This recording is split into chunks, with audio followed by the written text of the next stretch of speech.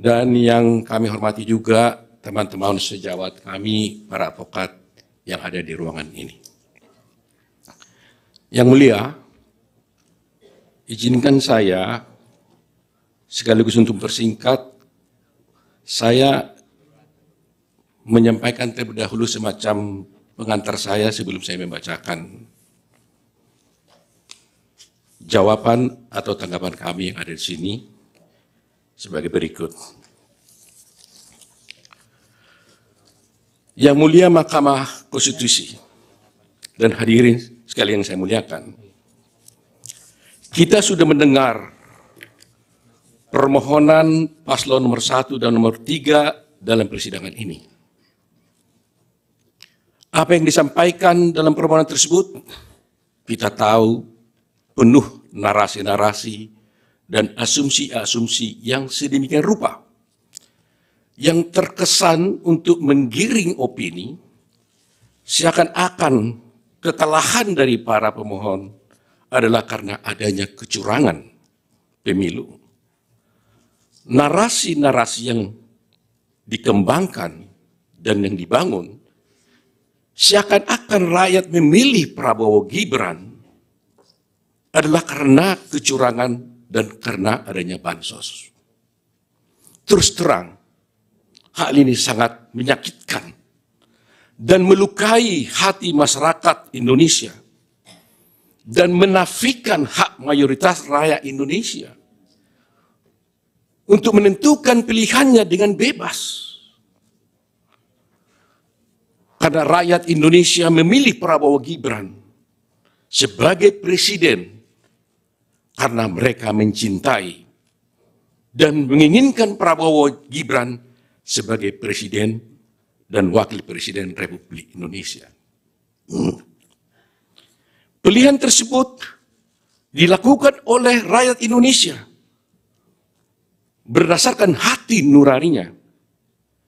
Jadi, kalau dituduhkan dan rakyat dituduh memilih karena adanya bansos, karena adanya kecurangan, itu melukai hati rakyat mayoritas Indonesia yang memilih Prabowo Gibran sebagai presiden dan wakil presiden yang mereka cintai.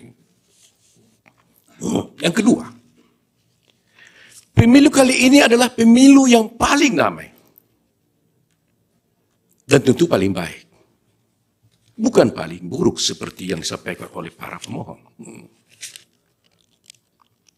Kalau pemohon dalam permohonannya menyampaikan narasi-narasi yang bersifat asumsi dan tuduhan-tuduhan kecurangan, maka kami, kuasa hukum Prabowo Gibran, tidak akan terpancing dan tidak akan terpengaruh dengan narasi-narasi dan diksi-diksi kecurangan yang dituduhkan.